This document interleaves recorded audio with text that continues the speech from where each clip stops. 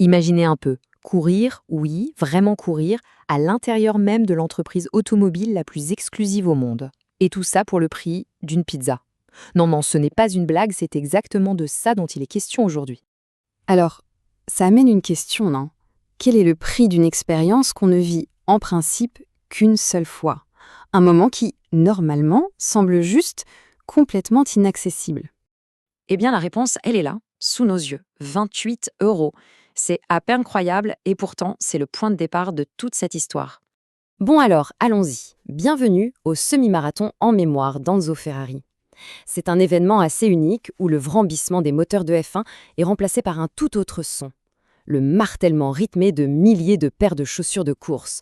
Une ambiance sonore vraiment à part. Première partie, courir sur une terre sacrée. Là où les légendes sont nées. Parce que, on va le voir, la vraie valeur de cette course, ce n'est même pas son prix.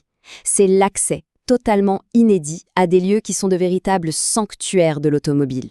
Et le premier de ces lieux, c'est le Saint des Saints, l'usine Ferrari.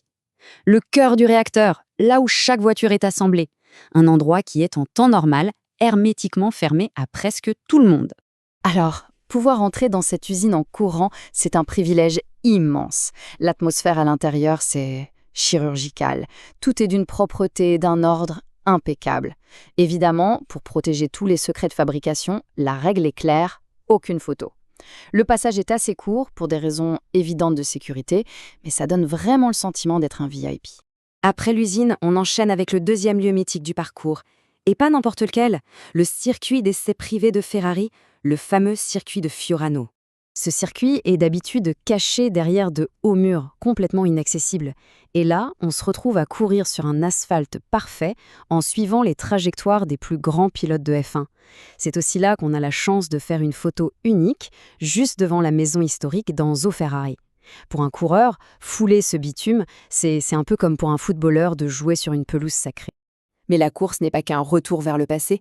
Non, le troisième lieu nous projette tout droit dans l'avenir de la marque, la piste U-Vortex, qui est ultra moderne. L'accès à cette piste, c'est une exclusivité totale uniquement pour les participants du semi-marathon. C'est un site qui n'avait jamais été ouvert au public. Il incarne vraiment la transition de Ferrari vers l'électrique. Et pour les coureurs, le tracé est super stimulant, avec des virages très techniques qui demandent pas mal de relance. Deuxième partie, un événement pour tous, chacun son défi. Car malgré ces lieux ultra exclusifs, on va voir que l'événement est, paradoxalement, incroyablement ouvert et accessible. Il y a 3 options. D'abord, le plat de résistance, le semi-marathon, pour 28 euros, qui offre l'expérience complète de Maranello à Modène. Ensuite, un 10 km à seulement 15 euros, un parcours rapide, parfait pour aller chercher un chrono. Et enfin, le samedi, une course de 5 km très festive pour 11 euros, ouverte à absolument tout le monde, même aux familles avec des poussettes. Troisième partie, plus qu'une course, l'âme de l'événement. Parce qu'il faut bien comprendre que ce n'est pas juste une compétition, c'est un week-end entier de fêtes, un vrai festival pour toute la communauté. L'âme de l'événement, elle va bien au-delà du chronomètre. Et pour celles et ceux qui s'attaquent au semi-marathon, la récompense finale, elle se trouve sur la ligne d'arrivée. Une fin de course mémorable. L'arrivée est jugée en plein cœur de Modène, sur la magnifique Piazza Roma. On reçoit sa médaille de finisher juste devant le Palais Ducal, un bâtiment baroque superbe. Et l'ambiance là-bas, elle est électrique, avec une foule immense et super enthousiaste.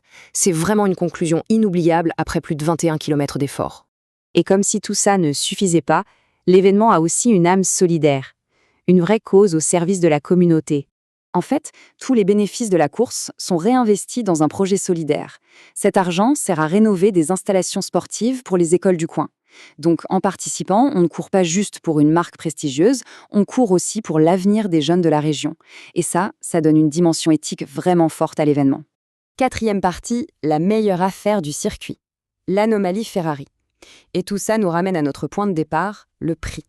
Parce que, quand on le remet dans le contexte du monde de la course à pied, ce tarif n'est pas juste bas. C'est une vraie anomalie.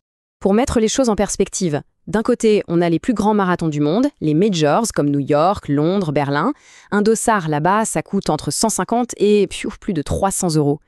De l'autre côté, le semi-marathon Enzo Ferrari, 28 euros. Le contraste est juste saisissant. C'est là qu'on réalise à quel point cette proposition est incroyable. On peut difficilement s'empêcher de faire le lien avec la philosophie du fondateur lui-même. Enzo Ferrari disait « Je ne suis qu'un homme qui a eu un rêve ». Cet événement, d'une certaine manière, c'est comme le prolongement de ce rêve, la passion et la communauté qui passent avant le profit pur. Du coup, la question finale est légitime. Est-ce qu'on n'assisterait pas ici à la fusion la plus parfaite au monde entre le prestige d'une marque d'élite et la ferveur d'une passion populaire? C'est une idée qui, c'est vrai, laisse songeur.